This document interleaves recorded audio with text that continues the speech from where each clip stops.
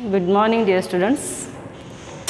Already we have seen the first part of this lesson in the previous period, and now we are going to see the second part of this lesson in this period. As you know, Monaco was a toy kingdom and it was very peaceable. The people of that kingdom were also very peaceable. But a few years ago, a murder was committed in that kingdom. The king was in a fix because such things were not happened before. So that's why the king called the council of judges, prosecutors, jurymen and barristers.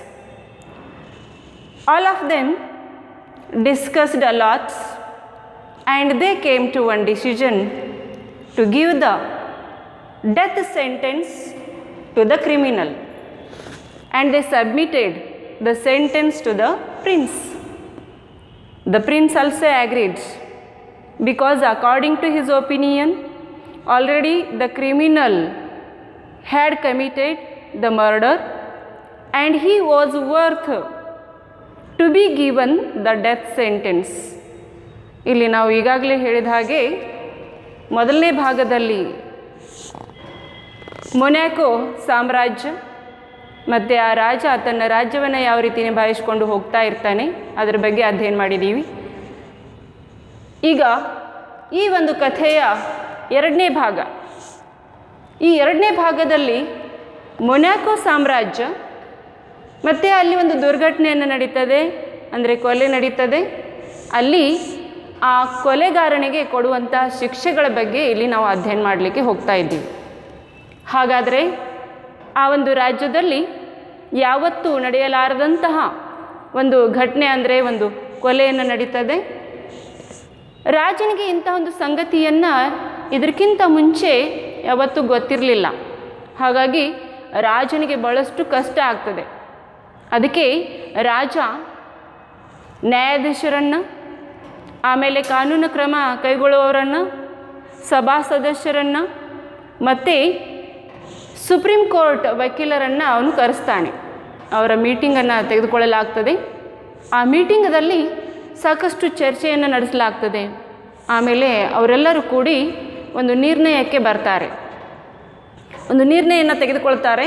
ಆ ನಿರ್ಣಯ ಏನಂತಂದರೆ, ಈ ಕೊಲೆಗಾರನಿಗೆ ನಾವು ಯಾಕೆ ಮರಣದಂಡನೆಯನ್ನು ವಿಧಿಸಬಾರ್ದು, ಶಿರಚ್ಛೇದನ ಮಾಡಬಾರ್ದು ಅಂತ ವಿಚಾರ ಮಾಡ್ತಾರೆ. ತಾನು ತೆಗೆದುಕೊಂಡಂತಹ ಆ ಒಂದು ನಿರ್ಧಾರವನ್ನು ರಾಜನ ಮುಂದೆ ಇಡಲಾಗ್ತದೆ. ರಾಜ ಕೂಡ ಅದಕ್ಕೆ ಒಪ್ಪಿಗೆ ಕೊಡ್ತಾನೆ. ಯಾಕೆ ಅಂತಂದರೆ, ಈಗಾಗಲೇ ಆ ಅಪರಾಧಿ ಒಂದು ಮಹಾ ಅಪರಾಧವನ್ನು ಮಾಡಿದ್ದಾನೆ, ಒಂದು ಕೊಲೆಯನ್ನು ಮಾಡಿದ್ದಾನೆ. ಹಾಗಾದರೆ ಅವನಿಗೆ ಈ ಮರಣದಂಡನೆ ವಿಧಿಸುವುದೇ ಅತಿ ಉತ್ತಮ ಅಂತ ಅವನು ತಿಳ್ಕೊಳ್ತಾನೆ. ಹಾಗಾಗಿ ಇಲ್ಲಿ ಆ ರಾಜ ಒಪ್ಪಿಗೆ ಕೊಡ್ತಾನೆ. But when all of them decided to give the death sentence to the criminal, at that time there was one hitch, means the problem for giving the death sentence to the criminal.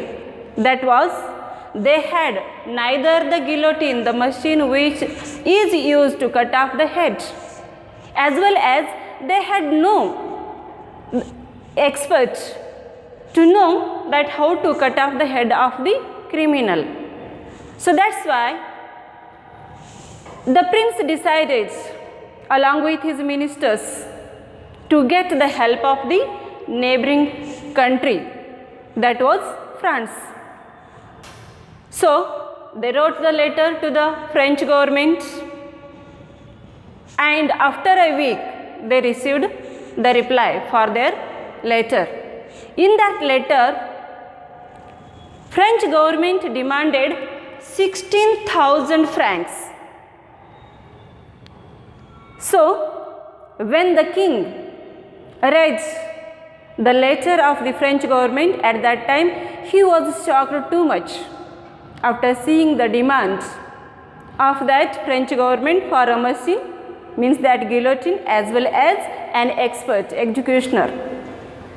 because he thought that 16,000 francs was not a small amount for such a toy kingdom, and it would hurt to the people because each inhabitant of that kingdom would have to pay more than 2 francs as an extra tax. So that's why the people of that kingdom wouldn't agree with this paying 16,000 francs to that French government. So the king let that idea of getting the help of that French government. So ಇಲ್ಲಿ ಮೊದಲಿಗೆ ರಾಜ ಮತ್ತು ಆ ಮಂತ್ರಿಗಳು ಕೂಡಿ ಆ ಒಂದು ಅಪರಾಧಿಗೆ, ಕೊಲೆಗಾರನಿಗೆ ಮರಣದಂಡನೆಯನ್ನು ವಿಧಿಸಲಾಗುವುದು ಅಂತ ಅವರು ಅನೌನ್ಸ್ಮೆಂಟ್ ಮಾಡ್ತಾರೆ. ಆದರೆ ಆ ಮರಣದಂಡನೆಯನ್ನು ವಿಧಿಸಲಿಕ್ಕೆ ಒಂದು ಸಮಸ್ಯೆ ಇರ್ತದೆ. ಯಾಕಂದರೆ ನಾನು ಈಗಾಗಲೇ ಹೇಳಿದ ಹಾಗೆ ಈ ಮೊನ್ಯಾಕೋ ಸಾಮ್ರಾಜ್ಯವು ಅಥವಾ ರಾಜ್ಯವು ಬಹಳಷ್ಟು ಚಿಕ್ಕದಾದಂಥ ರಾಜ್ಯ ಆಗಿರ್ತದೆ. ಇಲ್ಲಿ ಎಲ್ಲ ಸೌಕರ್ಯಗಳು ಇರುವುದಿಲ್ಲ. ಸೊ ಹಾಗಾಗಿ ಈಗ ಮರಣದಂಡನೆಯನ್ನು ವಿಧಿಸುವುದಂತಂದರೆ ಗಿಲೋಟಿನ್ ಮುಖಾಂತರ ಅವನ ಆ ತಲೆಯನ್ನು ಕತ್ತರಿಸಬೇಕಾಗ್ತದೆ, ಶಿರಚ್ಛೇದ ಮಾಡಬೇಕಾಗ್ತದೆ. ಸೊ ಹಾಗಾಗಿ ಅಲ್ಲಿ ಆ ಡೆತ್ ಸೆಂಟೆನ್ಸ್ ಕೊಡಲಿಕ್ಕೆ ಅವರ ಹತ್ರ ಆ ಬಳಸುವಂತಹ ಗಿಲೋಟಿನ್ ಎಂಬ ಮಷೀನು ಕೂಡ ಇರುವುದಿಲ್ಲ. ಜೊತೆಗೆ ಈ ಗಿಲೋಟಿನ್ ಮಷೀನದಿಂದ ತಲೆ ಕತ್ತರಿಸುವಂತಹ ಒಂದು ಸಂಗತಿಯನ್ನು ಗೊತ್ತಿರುವಂತಹ ಆ ಎಕ್ಸಿಕ್ಯೂಷನರ್ ಅಥವಾ ಎಕ್ಸ್ಪರ್ಟ್ ಕೂಡ ಅಲ್ಲಿ ಇರುವುದಿಲ್ಲ, ಕಾರ್ಯನಿರ್ವಾಹಕರು ಕೂಡ ಇರುವುದಿಲ್ಲ. ಸೊ ಹಾಗಾಗಿ ಅಲ್ಲಿ ರಾಜ ಮತ್ತು ಅವನ ಮಂತ್ರಿಗಳು ಕೂಡಿ ಮತ್ತೆ ಒಂದು ಸಭೆಯನ್ನು ಕರೀತಾರೆ, ಸಾಕಷ್ಟು ಆಲೋಚನೆ ಮಾಡ್ತಾರೆ. ಆಮೇಲೆ ತನ್ನ ನೆರೆಹೊರೆಯ ಒಂದು ರಾಜ್ಯಕ್ಕೆ ಯಾಕೆ ನಾವು ಆ ಒಂದು ಹೆಲ್ಪನ್ನು ಕೇಳಬಾರ್ದು ಅಂತ ಅವ್ರಿಗೆ ಮಾಡ್ತಾರೆ. ಸೊ ಹಾಗಾದರೆ ಫ್ರಾನ್ಸಿಗೆ ಅವರು ಒಂದು ಪತ್ರ ಬರೀತಾರೆ. ಸೊ ಫ್ರೆಂಚ್ ಗೌರ್ಮೆಂಟ್, ಆ ಫ್ರೆಂಚ್ನ ಏನಪ್ಪ ಅಂದರೆ ಸರ್ಕಾರವು ಅವರು ಆ ಲೆಟರ್ ನೋಡ್ತಾರೆ ಮತ್ತು ಏನಪ್ಪ ಅಂದರೆ ಅವರು ಉತ್ತರವನ್ನು ಕಳಿಸ್ತಾರೆ. ಸೊ ಆ ಉತ್ತರದಲ್ಲಿ, ಆ ಲೆಟರ್ದಲ್ಲಿ ಅವರು ಏನು ಬರೀತಾರೆ, ನಾವು ನಿಮಗೆ ಆ ಗಿಲೋಟಿನನ್ನು ಕೊಡ್ತೀವಿ, ಆದರೆ ನೀವು ನಮಗೆ 16,000 ಫ್ರ್ಯಾಂಕ್ಸ್ ಅಷ್ಟು ಅಮೌಂಟನ್ನು ಕೊಡಬೇಕು. ಹಾಗಾದರೆ ನಾವು ಆ ಗಿಲೋಟಿನ್ ಮಷೀನ್ ಮತ್ತು ಒಬ್ಬ ಎಕ್ಸ್ಪರ್ಟ್ನನ್ನು ಕಳಿಸ್ಕೊಡ್ತೀವಿ ಅಂತ ಹೇಳ್ತಾರೆ. ಅದಕ್ಕೆ ರಾಜ ಆ ಪತ್ರವನ್ನು ಓದಿದ ಕೂಡಲೇ ಅವನಿಗೆ ಶಾಕ್ ಆಗ್ತದೆ. ಯಾಕಂದರೆ ಮೊನ್ಯಾಕೋ ಇದು ಭಾಳಷ್ಟು ಚಿಕ್ಕದಾದಂತಹ ರಾಜ್ಯ, ಅಲ್ಲಿ ಏನಪ್ಪ ಅಂದರೆ ಇಂತಹ ದೊಡ್ಡ ಅಮೌಂಟನ್ನು ಕೊಡುವಂತಹ ಸಾಮರ್ಥ್ಯ ಆ ರಾಜನಲ್ಲಿ ಇರುವುದಿಲ್ಲ. ಇನ್ನೊಂದು ಏನಂತಂದರೆ ಅವನ ಆ ರಾಜ್ಯದಲ್ಲಿ ಇರ್ತಕ್ಕಂಥ ಪ್ರಜೆಗಳು ಕೂಡ ಇದನ್ನು ಒಪ್ಪಿಕೊಳ್ಳುವುದಿಲ್ಲ. ಯಾಕಂದರೆ ಸಪೋಸ್ ಆ ರಾಜನು ಫ್ರೆಂಚ್ ಗೌರ್ಮೆಂಟ್ ಡಿಮಾಂಡನ್ನು ಅವನು ಒಪ್ಪಿಕೊಂಡ್ರೆ ಸೊ ಅಲ್ಲಿ ಏನಪ್ಪ ಅಂದರೆ ಆ ಜನರಿಗೆ ಕೂಡ ಹೊಡೆತ ಬೀಳ್ತದೆ. ಯಾಕಂದರೆ ಪ್ರತಿಯೊಬ್ಬ ಪ್ರಜೆಯ ತಲೆಯ ಮೇಲೆ ಮತ್ತೆ ಹೆಚ್ಚಿಗೆ ತೆರಿಗೆಯ ಭಾರ ಬೀಳ್ತದೆ. ಅದೇನಂತಂದರೆ ಪ್ರತಿಯೊಬ್ಬ ಪ್ರಜೆಯು ಅಲ್ಲಿ 2 ಫ್ರ್ಯಾಂಕ್ಸ್ಗಿಂತ ಜಾಸ್ತಿ ಮತ್ತೆ ಎಕ್ಸ್ಟ್ರಾ ಟ್ಯಾಕ್ಸನ್ನು ಕಟ್ಟಬೇಕಾಗ್ತದೆ. ಅದಕ್ಕೆ ರಾಜ ಆ ಒಂದು ಐಡಿಯಾನ ಬಿಟ್ಬಿಡ್ತಾನೆ. ಫ್ರೆಂಚ್ ಗೌರ್ಮೆಂಟ್ ಏನಪ್ಪ ಅಂದರೆ ಡಿಮ್ಯಾಂಡ್ ಮಾಡಿದಂಥ 16,000 ಫ್ರ್ಯಾಂಕ್ಸ್ ಇದು ಭಾಳಷ್ಟು ದೊಡ್ಡ ಅಮೌಂಟ್ ಅಂತ ಆ ಹೆಲ್ಪನ್ನು ತೆಗೆದುಕೊಳ್ಳಬಾರ್ದು ಅಂತ ನಿರ್ಣಯ ಮಾಡ್ತಾನೆ. Then once again the meeting was calls. So all of them discussed a lot and then they wanted to ask the help of the King of Italy. So they wrote the letter to the King of Italy, and the King of Italy, they also wrote the reply, and in that reply they demanded 12,000 francs including travelling expenditure. But when the reply was received by the King of Monaco or the Prince of Monaco at that time, so he thought that it was also very expensive, because if he would accept the demand of that Italian government, then it would also hurt to the people, because each inhabitant would have to pay nearly 2 francs as an extra tax. Because here the French government is republican, where the king has no respect at all.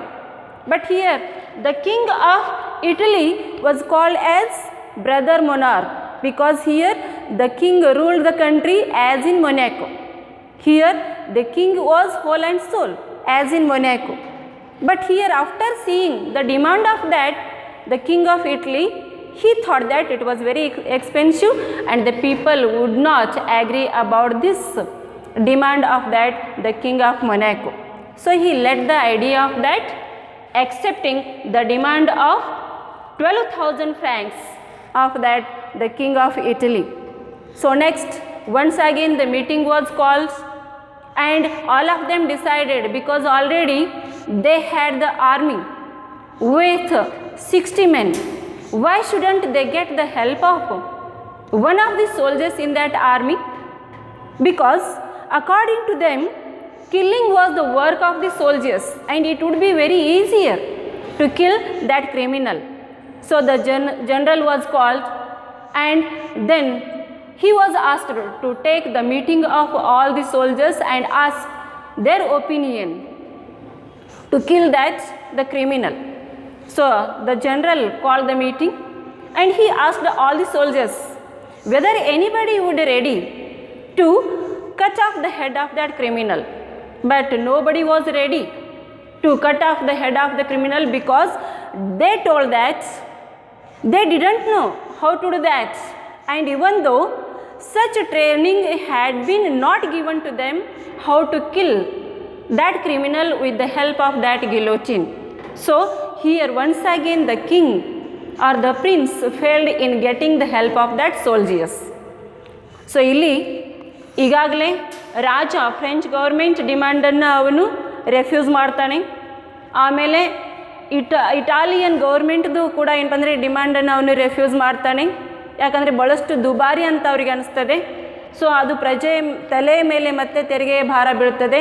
ಹಾಗಾಗಿ ಅವನು ಆ ಎಲ್ಲ ಎರಡೂ ಏನಪ್ಪ ಅಂದರೆ ಹೆಲ್ಪನ್ನು ತೆಗೆದುಕೊಳ್ಳೋದು ಬೇಡ ಅಂತ ಬಿಡ್ತಾನೆ.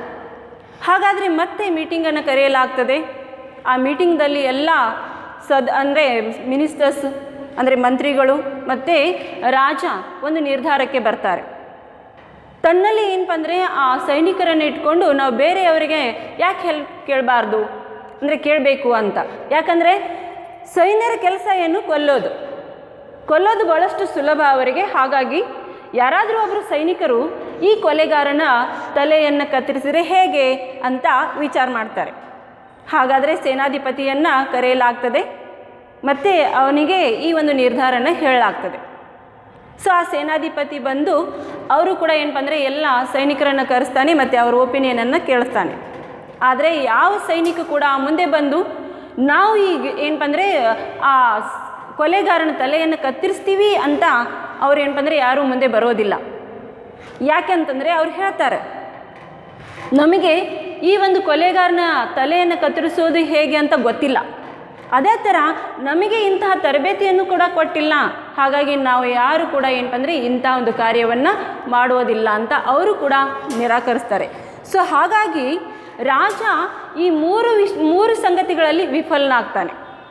ಸೊ ಅದಕ್ಕೆ here all of them once again they call the meeting and once again here they reconsidered and then they got the meeting of the commission, a committee and a subcommittee, and then they decided the best way to give the sentence to that criminal, that was to alter, means change that death sentence to the imprisonment for life.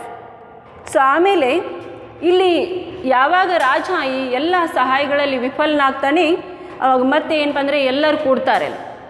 So ಇಲ್ಲಿ ಏನಪ್ಪ ಅಂದರೆ ಕಮಿಟಿಯ ಸದಸ್ಯರು ಕೂಡ್ತಾರೆ, ಉಪಸಮಿತಿಯ ಸದಸ್ಯರು ಕೂಡ ಕೂಡ್ತಾರೆ. ಆಮೇಲೆ ಪ್ರತಿಯೊಬ್ಬರು ಅಲ್ಲಿ ಒಂದು ನಿರ್ಧಾರವನ್ನು ತೆಗೆದುಕೊಳ್ತಾರೆ. ಅದು ಏನಂದರೆ ಇಂತಹ ಒಂದು ಏನಪ್ಪ ಅಂದರೆ ಯಾವುದೇ ಒಂದು ಶಿಕ್ಷೆಯನ್ನು ವಿಧಿಸಬೇಕಂತಂದರೆ ಸೊ ಅಲ್ಲಿ ಭಾಳಷ್ಟು ಈ ಒಂದು ಚಿಕ್ಕದಾದಂಥ ರಾಜ್ಯಕ್ಕೆ ಭಾಳಷ್ಟು ಅದು ದುಬಾರಿ ಆಗ್ತದೆ. ಹಾಗಾದರೆ ನಾವು ಯಾಕೆ ಒಂದು ಶಿಕ್ಷೆಯನ್ನೇ ಬದಲಾಯಿಸಬಾರ್ದು? ಅದಕ್ಕೆ ಮರಣದಂಡನೆಯಿಂದ ಏನಪ್ಪ ಅಂದರೆ ಅವರು ಜೀವಾವಧಿ ಶಿಕ್ಷೆಗೆ ಅವರು ಚೇಂಜ್ ಮಾಡ್ತಾರೆ. ಅಂದರೆ ಆ ಒಂದು ಕೊಲೆಗಾರನಿಗೆ ಸಾಯುವ ತನಕ ಜೈಲಿನಲ್ಲಿನೇ ಇಡಲಾಗೋದು ಅಂತ ನಿರ್ಣಯ ತಗೊಳ್ತಾರೆ. So we shall C the next part in the next periods.